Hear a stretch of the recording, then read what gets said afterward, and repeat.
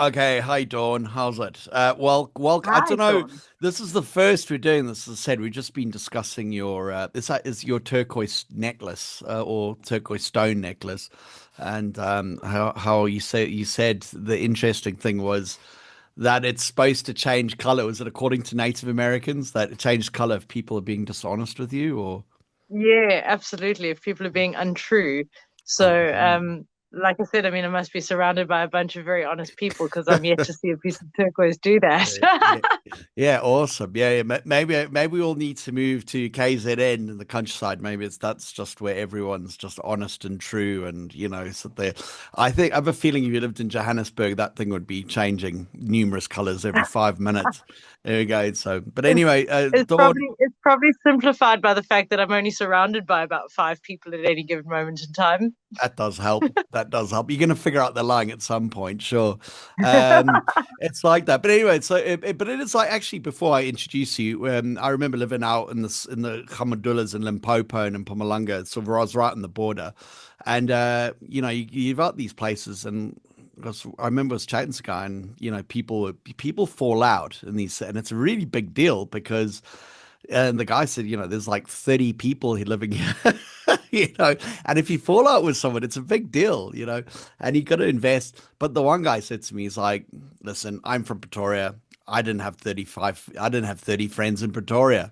I can't have Yeah, that. yeah. So it's an interesting one. But in the countryside, you really got to, it's different. You have to invest in people more than you do in the city. Would you say that's Yeah, true? you know what? I mean, we all live effectively in my valley, we all live on one road. There is only one road, Yeah. so everyone lives on one road, and there's probably about sort of maybe 40 farms in the valley as a whole, if that. If there's Yeah. 40 farms, there's a lot. It's probably less than that. Sure. And so we do have to have some sense of community because, Mhm. we don't have much in the way of assistance from anyone outside. If Mm. shit starts to go down, sorry about that. If stuff starts to go down, Yeah, you can we've got, fucking blind on here. It's okay. There's oh, no good stuff. Oh, restrictions. good Yeah, stuff. you can do what you like. Good stuff. I can use my favorite words then. Yeah, yeah, So, yeah. if shit starts to go down, at least you can phone a neighbor or a neighbor's neighbor or the neighbor on the other side of you, because that's pretty much what we've got. Sure. Sure. It takes the fire brigade far too long to get to us if there's an emergency. Yeah, sure. That's sort of that factor of that, and that's where you really got to invest in people. If something goes wrong, you need to be able to like send a WhatsApp and get some help from the neighbors Absolutely. and stuff. Yeah. But anyway, welcome Dawn Melanie to the debut podcast, the Dawn and Sean show, and it rhymes as well. Hey, Um, that's fantastic. I like that. yeah, the Dawn and Sean show. Yeah, that works actually. So Yeah, good title. yeah, it works, doesn't it? So we were starting off. We're sort of going down this podcasty route. We have spoken before regarding your sort of your musical career and your latest album that's come out, and which go send on some streams. So, do you want to introduce the album again? Is it there? And Absolutely, yeah. So the album's called There and Then, Mhm. and it is my second full album. I've released an album, an EP, some singles in between, but There and Then is my second full album. Yeah, And it's very like dark, mystical, sort of Celtic folk rock yeah, inspired stuff. yeah. And a lot of like mythology and folklore mixed in to Mhm. the storytelling and the lyrics of the album. And it's a very I'm really proud of it. It's definitely a body of work that I'm very happy to have put out there, and I'm very happy with how it's turned out and Mm. the support that it's received. Sure. Like, has been fantastic, And how which about the has been wonderful. streams? How's the streams going at the moment with the You how know you what? I following try that? not to look. It's I get try can not get to look. depressing, can it take like oh It can get depressing, yeah, yeah. so it's one of those funny things that I spoke to one of my favorite artists on my podcast a couple of months back, and one of the things she said was, "How do you gauge success? If you're building a bridge, it's an obvious gauge of success. Can you cross the bridge without the bridge collapsing? If you can, it's a successful bridge." But when you're writing and releasing music and songs, what is your gauge of success? Is your gauge that it got loads of streams? is your gauge that you got paid for it, because those two things are not synonymous Exclusive. these days, Yeah, you yeah, know. yeah. You can have like 20,000, 50,000, 100,000 streams and earn a couple of dollars, you know. Um, Here's your so that's $8. not Spend it wisely. Yeah, yeah. yes, not a fair gauge of success. Is it that it got radio plays? Is it that it got magazine coverage? How do you gauge the success on a song? It's a much more ephemeral, ethereal thing and very hard to tie down these days. Back in the day you could say, okay, I hit a gold record or a platinum record, and then you had success. But these days with the Mhm. streaming services and trying to keep track of that, your music is distributed on maybe 30 different streaming services, and you're getting Spotify statistics. You're not getting the statistics off really anything else, and there's Mhm. like Yeah. so yeah, very, very challenging. And I think for me, my current gauge on the success of this album is people messaging me and saying, "Hey, I'm listening to this music and I love it." Like people I've never Right. met, new followers on social media getting hold of me and just saying, "Wow, really loving what you're doing." And that for me right now is a more accurate gauge of success Mhm. than Spotify statistics. So I was thinking about this morning, actually, weirdly, and it's a discussion I've had numerous times. Um, Considering the music industry and its changes it's gone through in the last, what, 10, 15 years, I'd say from about 2008, around there, iTunes happened, and then the streaming thing began. Yeah, What is a song to an artist now? So in the 80s and 90s, it was a product. It was a where you did all this marketing and gigs and touring to yeah. sell a tape, a CD, a vinyl, whatever, sell a Mm, product, and your brand was used to sell the product. Now, your songs are used to promote your brand, and then mm. the way that you make money to take respect to them, the hip hoppers, the hippity hoppers, the rappers, their ability to, sort of promote a brand of who they are. 50 Mm. Cent, let's take him for example. And Yeah, then he's probably making, I'm sure he's making money on the thing, but not the sort of money he would have been making, say, in the 90s, for example. So your yeah. Dr. Dre stuff. But he uses these songs or whatever, or, lately, I don't know who the kids are listening to, but it doesn't matter. Sort of, they use these songs to promote the brand. So the person and the brand is the product, and the songs Yeah. support that. And so essentially, the songs are there to promote and get people interested in the brand. And then, then you sell vitamin water or, perfume, or, you know what I mean?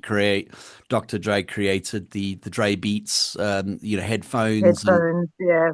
that's how he's making his money now. And essentially, that's what it is. So what is the gauge of success? I think the gauge of success now in modern context is, how do people feel about your brand as an individual, And as an you know, artist? it's a very valuable point that you're raising, and it's a huge thing when it comes to music these days, especially independent music, is like figuring out how to create that brand and then market Mhm. yourself. And like Yep. you said, the songs are really, they're almost like the thing that should catch people and just bring them into following the brand. But Hmm. you have to have a brand in order for them to follow it and to connect with Yeah. it emotionally. Hmm. If you haven't developed a concept of who you are before you get into this industry and start Hmm. doing this, you Sure. won't be able to develop a brand that people can then feel Hmm. connected to and sort of get behind.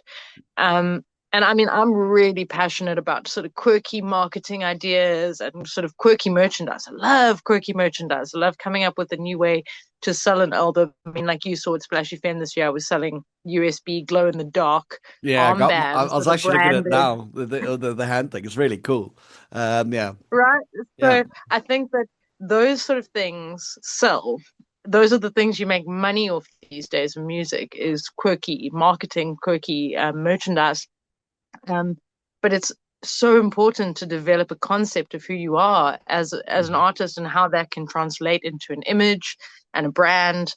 And, then you kind of have an idea of who you're reaching out to and what emotion you're trying to generate, or what your purpose is. Hmm. And I think, in some ways, it's a double-edged sword that music is no longer the money making factor in an artist's career. I'm a visual artist, I'm a musical artist, I'm a fire dancer, I do decor for festivals. I'm a very multifaceted, diverse, creative individual. Hmm. And being a diverse creative has kind of become my brand. Right. So I really feel like no art form these days is the money generating factor. So the reason you create art has got to be for a much more kind of pure cause. Like you got to be doing it because it's what you love. You got to Hmm. be creating something that you feel is true to who you are, because that is actually the satisfaction you're going to get out of it. It's not going to be a big paycheck. Hmm. The paycheck is going to come from people buying your merch, from people showing up at your shows, from people like supporting your Patreon or whatever it may be.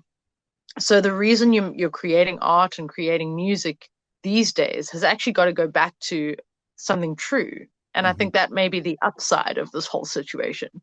Not Sure. being able to make good money off your streams and off your plays and off the music you create sucks. It really does. But I have had to find the positive. Otherwise, you kind of lose Mhm. faith, right? Sure.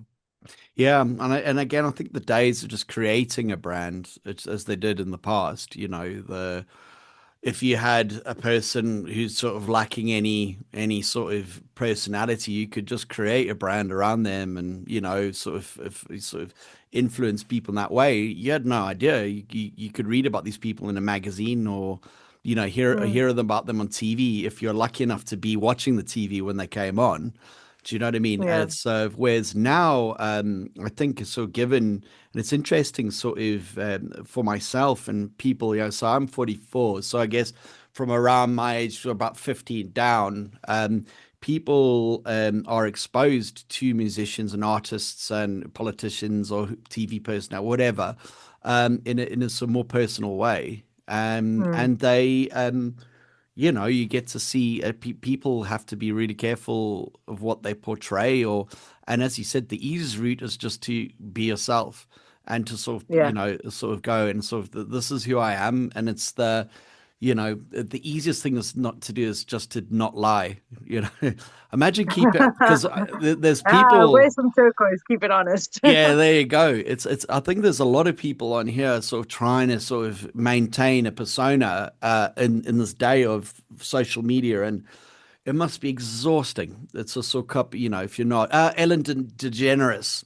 came in Mm, from the past where you could just go on stage, smile, and be this happy.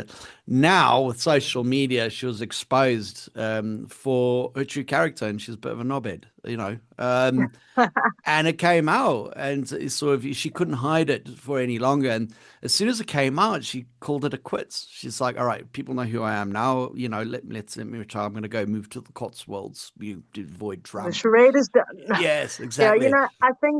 I think that it's fairly freaking exhausting doing the social media thing at the level at which an artist has to do it these days. Mm, It's not like your general public kind of log on and post something every now and again about what's going down in their day or their lives, or cool, I had a great week, and we post a video or a clip. As an artist, it's like a daily activity. hmm. It's the same as getting in your car, driving to work, sitting behind your desk and logging on to send your emails and, Yeah. monitor your stocks. The social media is like the equivalent of that for an artist, Mm, where we're like, that's our stock. We're monitoring um, constantly and posting sort of up to the 3 or 4 times a day to try and maintain a level of presence on a social media platform that's flooded by billions of people, and trying to, like you said, if you're not being authentic with it, it is even more exhausting. At least if you're yeah. being authentic and you're being true, You don't have to it's not. think that much. Yeah, exactly. You can just Yeah, you're not trying to bung it you're out. not trying to back up your last lie with another lie. You're just who you Mm, are, and at least that is simple, mm. you know? Yeah, and I think it's clearly, and I think younger people too, in credit to them, is they demand it now. It's part of who you are, is what they're buying into, not so much what you're creating. So the two need to coincide, and it's so and you got for all the whinging we do about the sort of younger generations. You have to respect that part of they do sort of expect, like, okay, who's this person, and they buy into the person. Mm. which Mm. is interesting. It would be nice to get a bit more money for the streams, though. Oh But yeah, it is totally. what it No, is. listen, it would certainly help. Mm, I think that we do have to look at other ways to support artists that we believe in. Like Bandcamp is obviously a great one, where mm, artists really do get a large portion of the financials generated through that particular website and through right. that particular company. So right now, things like Bandcamp and Patreon, where you're getting a subscription through Patreon, or you're getting 85% to 100% of your sales through Bandcamp. And Hmm. that's off merchandise, that's off albums. Yeah. And those things are really more kind of honest ways to support artists. So if you are Mm, one of those, people who are looking for authenticity and you want the artists that you are following to be authentic and show you their true selves, then you need to be authentic too. You need to mm, go through a site like Bandcamp and actually support them in a financial way mm, so that they can continue to be their true, authentic, artistic selves. sure. I think it's great to say that the youth of today is looking to really connect with people for who they are and they're looking for authenticity, but they need to follow that up with their own authenticity and their own authentic support. Hmm. Yeah, it's true. I don't, there's a quote. I won't name the person who said it, but his quote was, "Cheap is good, but free is better." And I think that's how people approach art now. It's a free Mm, commodity. Even seeing it's, sort of you play pubs and what have you. And I yeah, did an interview with Brandon from Luna Lane last night as well, and yeah, they're heavily in the scene. But in my experience, it's just like people really don't feel they don't really want to pay for art anymore or music. They just feel it's there, it's streaming, I can upload it. Why would I pay for it? mm, I got bills to mm, pay. They'll drop $10 or, sort of 100 rand on coffee. yeah, For the coffee, but they won't pay 100 rand for music, could go to a gig and stuff like that. It's very mm, Noel Gallagher brought it up in an interview. yeah, Noel Gallagher, he's the best. Anyway, it's like you'll go pay £10 for a coffee, but you won't upload an album for it like that you'll have forever from iTunes or mm, pay. So it's a real and I remember I was still buying CDs like well into streaming and stuff.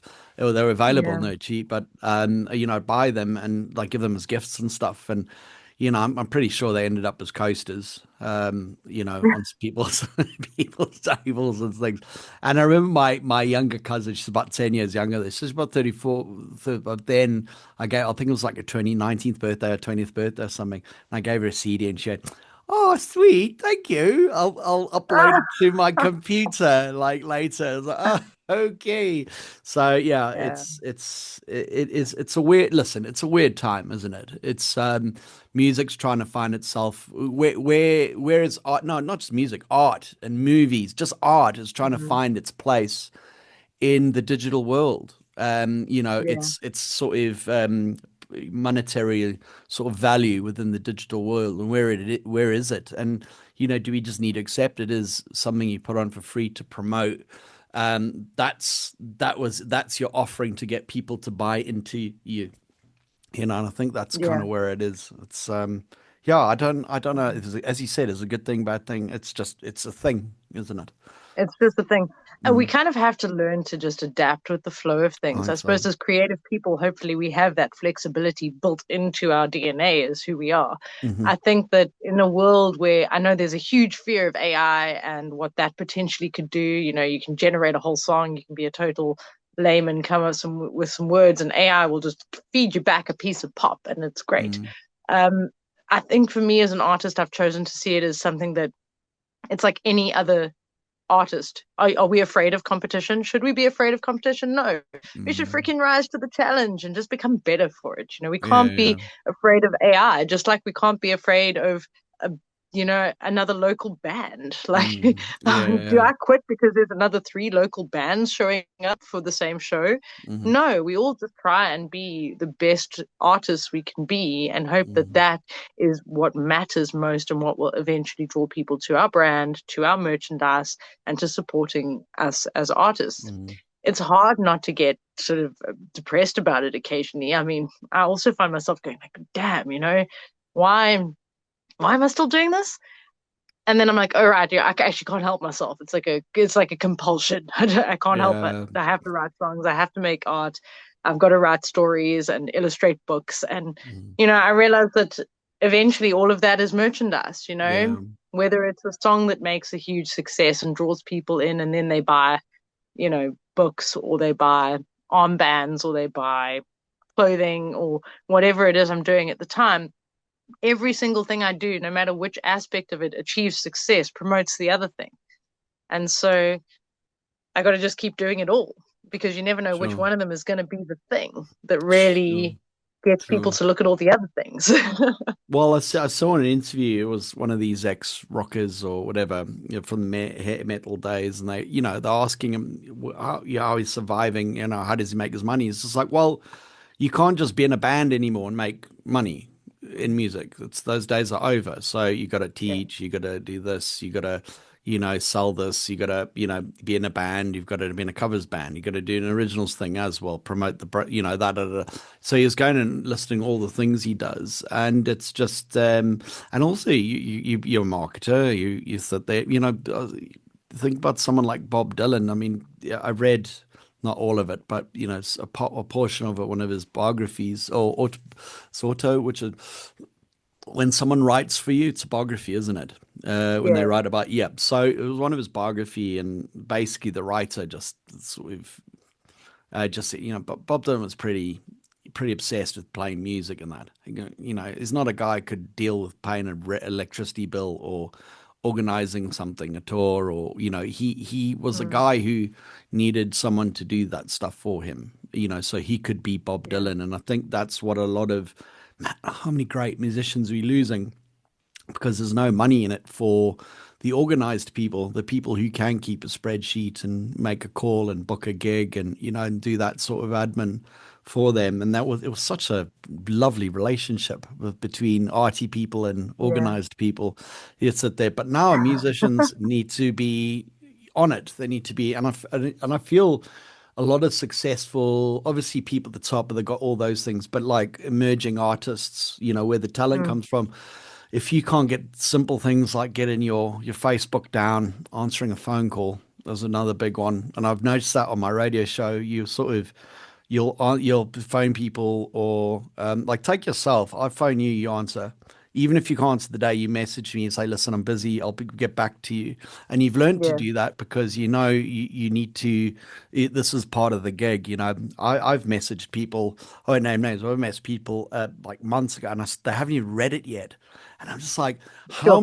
how many opportunities are you missing because you can't be Mm. asked checking your messages? So You've there got to and maintain a certain level of professionality. It's, mm, like if you want it to be a business, if you want to be in it as a business, as a professional in this industry, you got to treat mhm. it that way. You Sure. can't kind of shrug it off and just be like, oh, well, Mm. I haven't written a hit that, gets me billions of streams on TikTok. Yeah. Yeah. So, that if that's what you're aiming for, just go and just go and make a ridiculous funny video and you'll get there. But if Mm. you're actually aiming to be a professional artist and a professional musician, you have to really treat every aspect of it as a business and take it seriously and, Mm. you know, be yourself, be honest, be true, and take it seriously. But as you said earlier, it's those days you're like, why the fuck am I doing this to myself? I just Yeah. want to go to Wimpy and have a burger, and just watch TV. Those days, and you like because you gotta have an income. You gotta as yourself, you're a family person. You got kids, you got husband, you got Yeah. responsibilities, and then you got this around. And there are those days, but like my last band broke up, I was like, all right, I'm done. See me.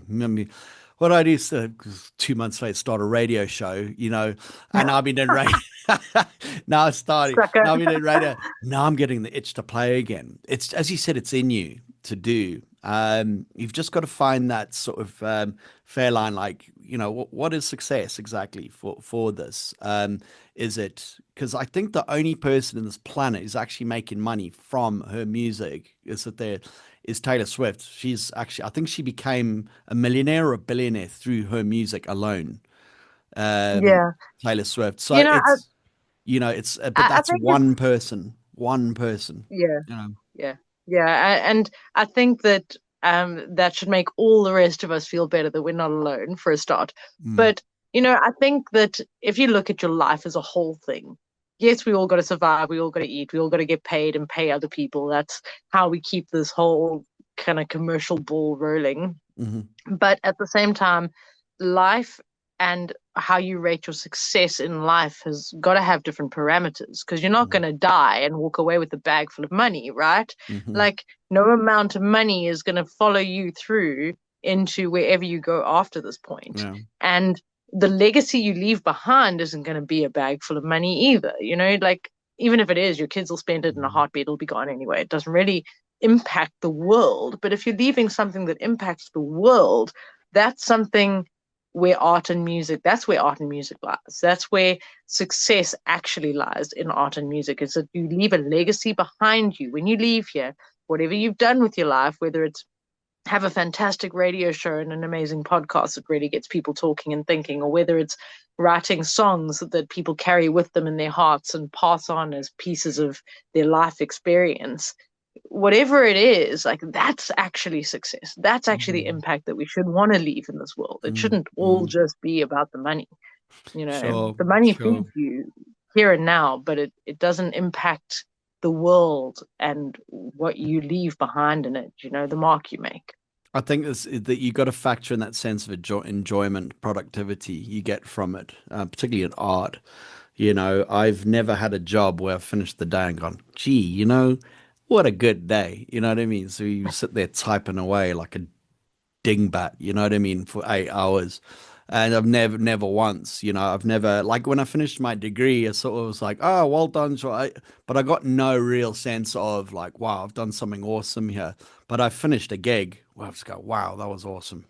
Just that's the Yeah. most human I feel, or like at the end of maybe I've had a good radio show or, been involved in something it's sort of artistic and you just go, it just gives me so much satisfaction. It's just, yeah, it's sort to do, and as you said, you just can't drop it. If it's part of you, it is what it is. And it's just an easy way. Some people have to jump out airplanes to feel alive, go climb Mount Everest. You know those sayings, you've never really lived, and until you right, all those things. Man, all I gotta do is sit and put some Led Zeppelin on, play some drums to that, and I feel awesome after that. Or Yeah. write a song, or there's just different ways of looking at it. But it's so easy to get in that trap of judging your failures and success on monetary sort of reward, and what's this, how many, because I do get a little obsessed with things like how many people clicked in the show today and things like that. And I'm going to stop looking at that. It just, because at this point it doesn't matter. As what is important is for me now is to develop as a sort of radio host, for example, or these situations with you, sort of talking, developing interview techniques and getting to a point where you are very good. And you sort of, you're on top of your game. And The question you kind that of got to journey is ask it. yourself, the question you kind of got to ask yourself is, would you like to affect 20,000 people very little, hmm or would you like to affect one person enormously in a day? Sure. So, would you like 20,000 people to just go like, oh, what's that? Yeah, that was kind of cool for 10 seconds and move on with their life? Or hmm would you like to have an impact that is great enough that one person walks away feeling like you've made their day, or you saved their life, or hmm you've changed their perspective on something so enormously that when they get up tomorrow, they feel motivated again and like life has hope. Like, if you are looking at the numbers and judging yourself based on how many streams you get, how many people listened into your radio show, how many people are listening to your podcast on a daily basis, you perhaps are not going to create the content that really matters anyway. hmm Yeah. So I think aim for that one. And if you manage to affect that one person so greatly, chances are you will affect 200,000, 2 million eventually. The word will spread. So aim for one and the rest will follow. hmm Yeah, and just slowly build. I think. Do you think there's a lack of in the modern day, and I'm guilty of this as well. I think we all are. This we expect quick return. We're not a grinding sort of generation or generations now. So we want things quicker and quickly and better, whereas, this idea of taking something small and sort of building grinding away and building it slowly. It was just how life was done before. Now it's just Yeah, like you've just got these, particularly South Africa. Given I was actually chatting to my father about this idea of people in South Africa becoming millionaires overnight. Sort of maybe got a tender, for example, and stuff. And yeah, you see it a lot in where I live in Midrand. There's a lot of that, and you sort of people, and the dream can really happen in Johannesburg with that. You get people are sort of going from absolutely nothing to just living in Sandton, big house, kids are going to zero to private hero. school like that, and it does happen here. So, there's that, but people think that's the norm now. You go, Mm, this there, this could take 5, 6 years. Like for me, the radios that they go, it's like this is going to take 5 years, like to get going and get some streams and I'm slowly seeing the improvement. It is a slow improvement. It's a tough game, yeah. but yeah, it's I think people are expecting, particularly within art, to this whole sort they great song like. No, you got loads to do. I think Live had to do 10 albums before they got anywhere. I mean, that's a That prime they example. Yeah. yeah. And I mean, I interviewed an artist. I interviewed a couple of artists at Splashy Fen this year for my podcast, and the one hmm artist I interviewed, amazing human being, like really beautiful human being, and he has been performing for like a year and a half, and he's like a massive success. But he's one of the few that have hmm hit it like that. You know, the rest of Yeah. us, yeah, some of us have had to release a couple of albums. Some of us have had to be in the music game for 10, 15, 20 years before people start to pay attention. And we're not the only ones. There's enormous bands out there, like you said, Mm-hmm. Live, for example, who had to really plug it. And only 10 years down the line or 10 albums down the line did I people think go, it might have wait a been 10 second. years actually. Yeah, yeah, till 10. I can't Yeah, remember. yeah. Yeah. Yeah. 10 albums would be enormous anyway. Mm. But, Yeah, but yeah. you Only know, 10 years. it's it's very rare that somebody finds you and says, "Oh my God, you're gold. Let's put you on a pedestal." You know, the rest of us have Mm, kind of got to build a step ladder, climb up onto the pedestal ourselves, fight a little bit to find our footing and mm, actually earn the right to be there. And mm, when you think about it, would you like, do we really want it that easy? You know, I mean, it would be great if it was that easy, but would we actually feel value in it? Would we mm, feel like we own that shit if it were always that mm. easy? Sure. So, I mean, I know for myself, like the amount of growth in me as a musician and an artist in the last decade has been enormous. And how that has affected my music has been enormous. So, like the album that I put out there sort of 6 years ago, and the way I recorded it and in my sort of inexperience how I created it. The music's great. It's lovely. Don't get me wrong.